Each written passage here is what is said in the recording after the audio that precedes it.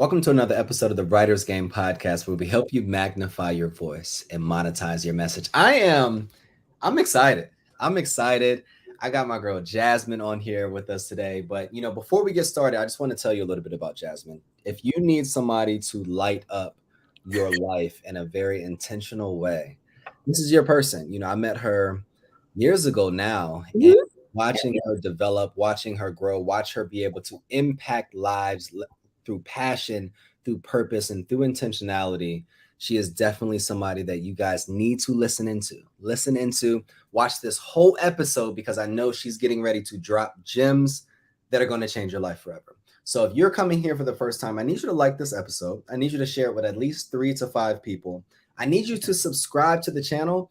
But before all of that, can you just go buy the book? Buy the book, The Writer's Game, The Business Behind Your Story. It's going to help you write, publish, and profit from your story. How do you take your story, your experience, what you're educated on, share it with the world so that you can go and change lives? So let's get into the episode, though. Jasmine, how are you? And can you introduce yourself and tell us how you're leveraging your story to change worlds? Wow, you gave quite an introduction. Okay, so I will not try to overdo what you just did, but my name is Jasmine O'Hen. I am all about Jesus and all about purpose and just helping women magnify their mission so they can monetize it.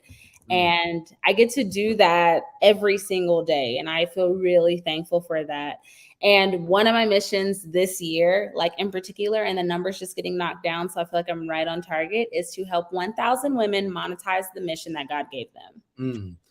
Why is it important for people to be mission oriented? Because you can't magnify it before you understand your mission. Right. But why is it important for you to be able to be mission oriented? It is so important because so many reasons. People always come into things wanting to know who is in the room and who they can be, but they're not ever really honest with themselves, oftentimes with who they are when it's just them by themselves. They don't really understand who they are fully. And if you don't know who you are, you'll take anything that's thrown at you. So you'll take a few commas in the check, like in the check on the checking account. You'll take a few deals, and it may not be what God has for you.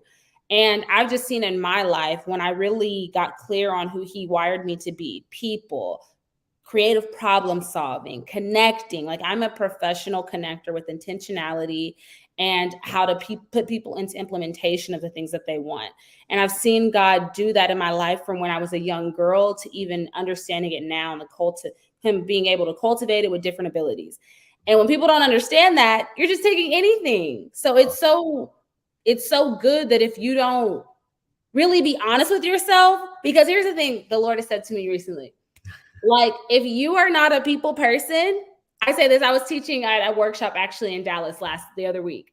And I said, okay, here's the thing. Businesses from all different ranges. We're talking early stage startup to, there's 6 figures in. And you need to be honest with yourself. If you don't like people and you're not a people person and you're not likable, you don't need to be the face of your brand. You don't need to be telling the story. You need to find someone who is likable, who likes people and connecting, and have them be the face to tell the story of the brand that you understand, but you need to know where you are at. You need to know your limitations. I think it's so powerful, and it's this whole week, it's been conversations about understanding you, living authentically, being vulnerable, all of these different things. Before you can show up in any space, it's important for you to understand who you are. Jasmine, talk to them. How can they start this process of understanding who they are, and what did that process look like for you as well? Power down. You see what we're on? We're on a laptop. See what I have? I have a phone. Okay. Then you can watch TV. There's so many digital devices at our realm, at our beck and hand. We literally grab things, and we're always looking and comparing ourselves to people and not taking enough time to just sit and power down. Journal, reflect often. I journal every single day, multiple times a day, to quiet myself down, to literally slow down and be present with God first, because he created me. I have an iPhone, okay? And if you don't have an iPhone, I don't know about you, I gotta pray for you. But yeah, I have an iPhone. Therefore, if something happens to my phone, I'm not going to go to Samsung or Microsoft. I'm going to go to Apple, the people that created it.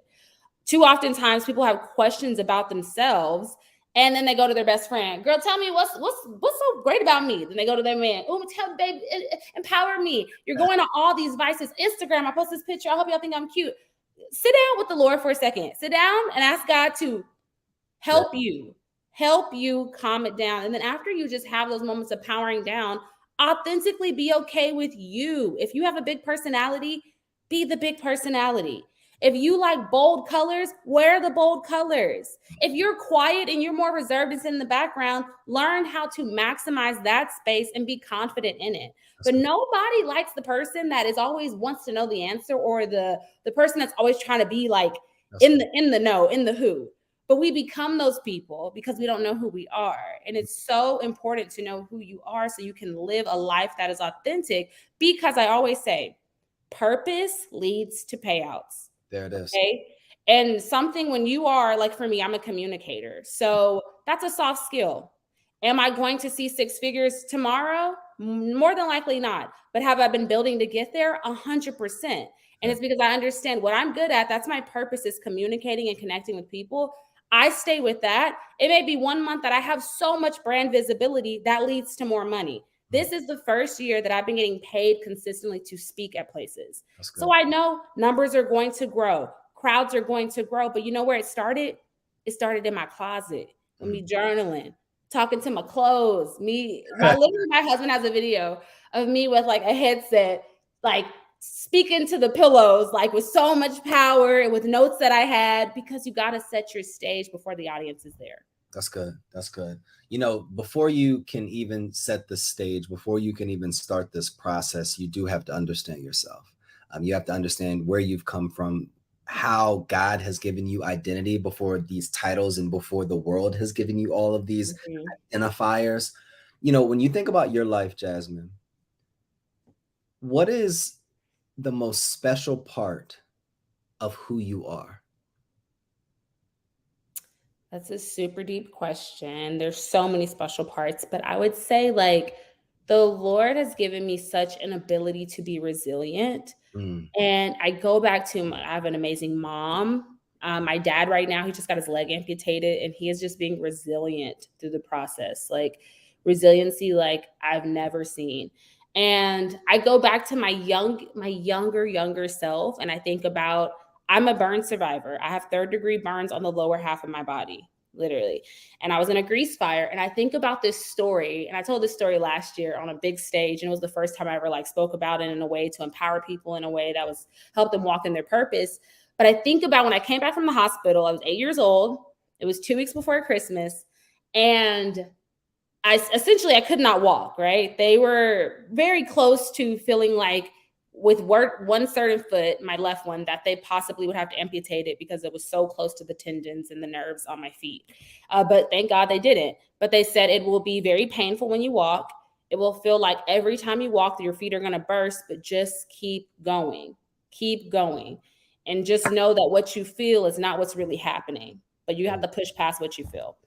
And when I got home, it's near Christmas. So family, my mom and my sister are in the back of the apartment. They're having a good time. And I'm on the couch just so like, oh, I want to walk. I want to get up. And I'm tired of people helping me. And my little 8-year-old body, they gave me this like full-size candy cane. And I literally used it as a cane, got up. Every step I took, I clenched the wall, tears in my eyes, my feet feeling like they were going to burst open. And I'm like, I'm going to get back there. And I'm going and I'm moving. And I just keep thinking about what that doctor's saying. And as I keep going, I get to the threshold of the room and I just say, I made it. And I fall on the bed, and my mom and my sister are there to care for me the rest of the way. And I think about that as one of the most powerful things that continues to be such a pathway in my life currently. Every step I take, even when I have tough weeks, tough moments, and it feels like I'm going to burst, I know that I may feel crushed, but I am not crushed. mm, I know that I may feel broken, but I have somebody there to put me back together. His name is Jesus. I have great community. I have great people around me that love me. And when I can't go far as I think, and when I go as far, like I have limitations, and where I stop, God is able to start. He's able to go. He's able to really flex his power. And I just feel like that is one of the most beautiful things about my story that continues to still be painted throughout my life to this day. That is absolutely beautiful. It really is, and I want anybody listening right now to kind of just sit on that for a second and just recognizing that story is the story of a lot of people's lives. And when we have this cane or this support system or this faith walk in this walk of faith that we all have some period of time, we give up once we see the threshold Mhm. and we stop, and then we feel doubtful and we feel shame and we feel disappointment. But if we continue to even cry towards our threshold, even be in pain towards our threshold, the only thing that matters is trusting that you have the support system once you get there, while you're on your way there, and even after you already get there. And that's just a beautiful analogy and parable to people's lives in general. Where did you learn, I guess, this perspective? Talk to me about how did you even get to this point in your life, that you're able to share this so vividly? Yeah, I heard this saying, I remember a few times, and I love it, is that leaders are not taught, they're caught. Ooh, And I believe I had a front row seat. If you've ever had the privilege of meeting my mom, you know she is the most joyous, really? most kind woman. And she has walked through stories that would have killed someone and crushed them. And she looks like nothing of what she's been through. And she exudes this joy of the Lord and kindness to people and mercy to people that I really don't ever see people have so frequent as she does. And being able to see that, I caught that. That's infectious. That was in my formative years. I continue to spend time with her and see that as an adult and how to love and give yourself grace, but also be honest with yourself, as well as I believe the most successful people are the most curious people. Mm. And if you are not curious and if you don't ask questions, you will not go to the level of transformation that you want to go to. Oh, 100%. You will often sit in the room, man, I want to be like them. Well, go ask them how they got there. Go Yes. talk to them. I remember you told me, Kyle, when I was like, hey, okay, so I'm thinking I kind of want you to be one of my mentors. I kind of need a little help. I'm thinking all these things. And I said, how do you ask somebody to be a mentor? You're like, just ask them. Just ask them. Just ask them. It's that simple. And I think about how often people want this level of success, whatever it is, whatever they deem success to be. They want it so quickly without having curiosity. Mm. Curiosity about themselves, curiosity about other people, curiosity about their journey. They often just sit on their questions and hope that the transformation will come. But let me tell you really fast, time is not the teller of all truth, okay? You will sit and 50 years of your life will pass and you'll be in the same spot if you don't make yourself curious and reflective.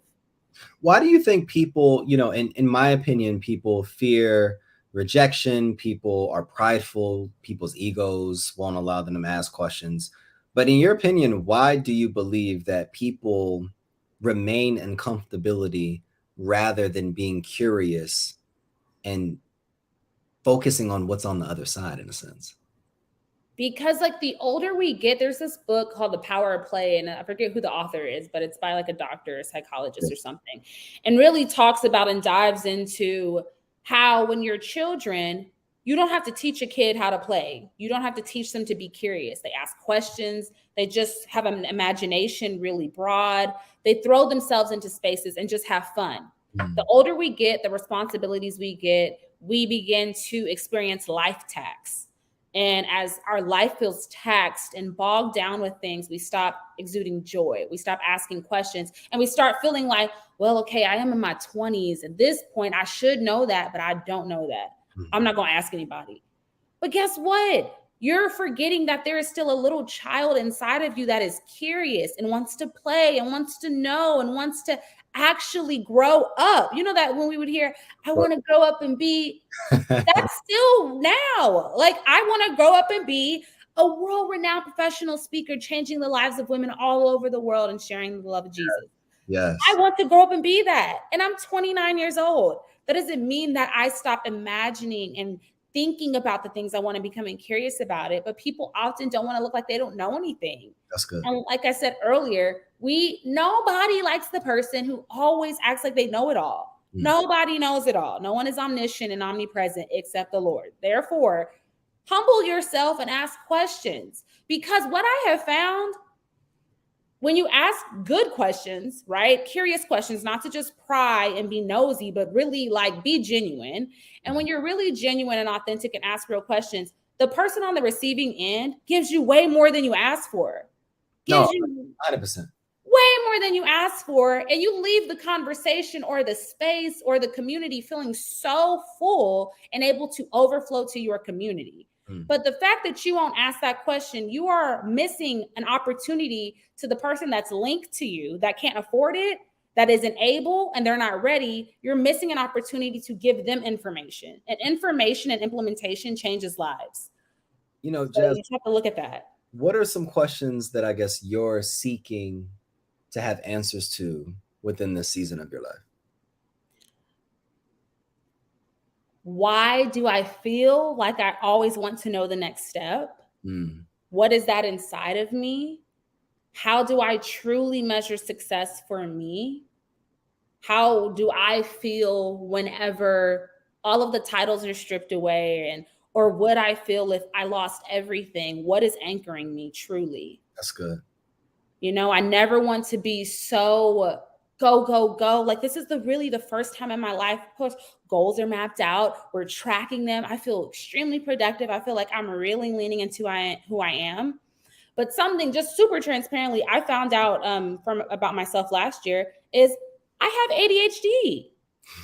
I've had ADHD my entire life and no one ever told me. But obviously, I'm older, I can afford different resources. And I'm like, I'm listening, because when you're a kid, you see ADHD in a different way. But you get older, I'm not like that, right? And I never was that kid either that was chaotic, flipping desks, none of that. But I was always really creative and had my hand in a lot of pots and had a really hard time sometimes focusing. And that didn't always make me the greatest student. And it's funny now that on the other side, people will say, I bet you were like an A+ student. Did you go to school and get your master's in business? I'm like, no, I was barely making it half the time. I was dancing and writing papers and socializing all through school. Like, but understanding myself and truly the authenticity who God created me to be, and learning about ADHD, I'm asking myself truly and asking the Lord to really show me, what does that mean for me as a professional? That's good. What does it mean for me to operate with how my brain actually functions and thrive and not feel like there's something wrong with me because I'm not neurolinear, but I'm like neurodivergent in how I receive information? Of course. What is, I understand those are different questions. And one, I appreciate your level of self-reflection, because I think the self-reflection comes from a place of self-awareness. And without that firm foundation, you're not going to be able to have that anchor that will allow you to move forward in life. What is one of the questions, though, that you wish more people asked you? Ooh, you a good question asker. Okay, so you good with your questions. I wish more people asked me questions in regards to, I believe really one of the things is who I really am at the core. Ooh. I think externally, I'm naturally jovial, I'm bubbly, and that reads as I wear my heart on my sleeve, which can read as vulnerability, easily targeted to hurt. But I'm not that at the core, right? And I wish more people, obviously my inner community knows me at the core, but I wish more people got curious to not just see what they could get from me. How you help me walk in my purpose? How you help me do this? Do that?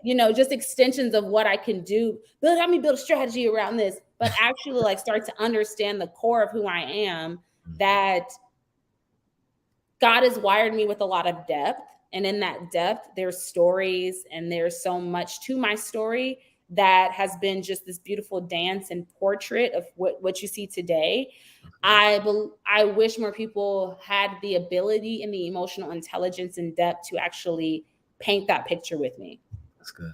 When you think about painting pictures and telling stories, what parts, in your opinion, what parts of your story do you wish that you shared more often? I honestly, been the one about me being burned. I didn't even realize more people, a lot of people don't really know that about me, as well as what the how I had to learn how to walk again, what it was like learning how to walk, what it was like assimilating back to other children that were used to me a certain way and dealing with like the conversations around that. I had this propensity that when someone was being bullied or being treated differently because of there's a difference between disabilities that someone's born with and disabilities that come along somebody's life along the way. That's good. So that person that has that new disability has to learn how to operate with it. And the people around them have to learn how to speak to them when they feel foreign in a familiar space. That's good. And I don't talk about that story enough. I don't talk about that story enough, or coming from like being a single parent home and we experiencing homelessness and how God just really had so much favor on my family. I just think about, man, there's so many stories. I have so many stories to tell. I'm like, I don't even know where I would start. That's good. That's good. In my opinion, you probably are one of the most influential women that I know that doesn't even know her influence. And what I mean by that is oftentimes, and I heard, just kind of, I digress. I heard this story by Stephen Furtick when he was given an analogy, or he was telling a story about Bill Clinton. Mm-hmm. Bill Clinton was going through his book, working with an audio engineer, and they were trying to figure out what in the current book was staying in the audio version and what was leaving because it would have been too long. And they got to the part, obviously, of the scandal. And Bill Clinton looked at the audio engineer and said, is this significant? And the audio engineer looked back at the president at the time, and he was like, yes, Mr. President, this is significant. And what a lot of people need to recognize is that oftentimes your story is somebody else's survival guide. Mm-hmm. Okay. What so many of us neglect to think or neglect to understand is what was maybe easy for us to get through, or what we've already gotten through. Somebody right now is struggling to get up out of their bed. Somebody right now is struggling in their marriage. Somebody right now doesn't have the courage, the bravery, the resiliency, the parents that you had to be able to showcase to you what resiliency, joy, gratitude, and faith looks like. So the moment that you start sharing all of these different stories in sequence, anybody asking themselves the question of, where do I start? You just start with the first one that comes to your heart, and you start with heart. And with that, I got something for you. We're going to do something really quickly, and we do this on every show. Oh gosh. We're going to do a rapid fire exercise. And I'm going to say a word, and then you're going to say the first thing that comes to your head. So this should be interesting. Oh, so let's start with the easy one. Story. Burn. Passion. Jesus. Parenting. My mom. Jasmine. Beautiful. Legacy. My children. I want you to spend 30 seconds right now talking to your future children. And what would you want them to know? What would you want them to hear? This was your last moment. Oh, okay. 30 seconds sharing to them right now. Okay. I want you to know that mommy loves you so much, and that you are so beautifully and wonderfully and powerfully made in the image of Christ. And he cared for you so much that he died, and he took everything on himself so you don't have to. So whatever burden you feel that mommy can't carry, he can. Whatever fears that you're walking through right now, he's there to hold your hand when mommy is not there. And I want you to know that you are so gifted and beautiful. And whenever you question yourself and you feel overwhelmed by the pressures of this world to conform, just remember to stand firm in the principles that me and your father have given you, as well as you are so deeply cared for. Mommy has a plethora of journals for you already stashed away, letters for you that I wrote in my early 20s, telling you about who I thought you'd be. So anytime you have ever any question of who I always thought you were, go back to those words. For words are the foundation of your life. Go back to the Bible, go back to mine, go back to daddy's, and you will be okay. Know that I'm always in your heart. There it is. There it is. There's somebody right now that needed to hear that. There's somebody right now that needed that affirmation. There's somebody right now that needed that encouragement, that needed those words to be able to navigate that space that they're currently in right now. And you just didn't talk to your future children. You talked to the present person that right now needed to hear your story, needed to hear these words. So I think I give you those flowers, Jasmine. I really appreciate it. In this last moment, what do you have to share with people? Where can we find you and how can we continue to support you? Yes, follow me on Instagram at Jasmine Ohen, JasmineOhen. My name is at the bottom, so literally it is straightforward. All of my branding is straightforward. Jasmine Ohen, my website, as well as on LinkedIn. I've been very active over there. Okay, so catch me on LinkedIn as I am there to support you, beautiful woman, in your purpose and help you monetize your mission. You connect with me, send me a DM, Purpose, and we are going to get you squared away into the Purpose Chaser program. Every week, we meet on Thursday, coaching from branding to life building to community. You get to be a part of that sisterhood. There it is. Jasmine, I want you to close us out tonight. There's no better person to close us out. And you've been absolutely amazing today. Oh, Kyle, thank you. So close us out.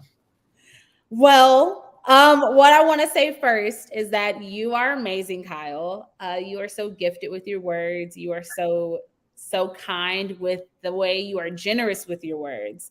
And you wear your heart so big, but it's also so beautifully guarded. And you are just an epitome of a faith-filled, purpose-driven man, father, and the things that you'll be in the future, husband, all that, partner, all the things. And I'm literally about to order it. I had it in my cart, the writer's game. Oh, see, I gotta focus. That's all good. You guys get the book, okay? And just remember that whenever you are questioning, should you tell your story? Tell it. Tell it boldly. Tell it loudly, tell it proudly, and own your struggles, own your valleys, own your peaks, and own it authentically in the spaces that you are in. Don't ever look like what you've been through, because at the end of the day, God has already washed you clean. Bring everything to Him. He is there to carry your burdens. And at the end of the day, I'm proud of you. Kyle's proud of you. And most importantly, God's proud of you. So keep doing what you're supposed to do. We could not have ended it even at all better. Jasmine, I appreciate you so much. I honor you. I value you. And we'll definitely be in touch soon. Anybody still listening, like, comment, share this podcast, subscribe to the channel. Go support Jasmine in her communities. I want you to not just support her by just going to share it. I need you to enroll. I need you to spend money. I need you to be able to invest in yourself. The 30 minutes that you've invested right now, the money that we invest in other people's company, I need you to be the first company that you invest in. And I need you to invest in yourself. All right. So we are here on another episode of the Writer's Game podcast, where we help you magnify your voice, monetize your message. And we'll see you guys next episode. Later.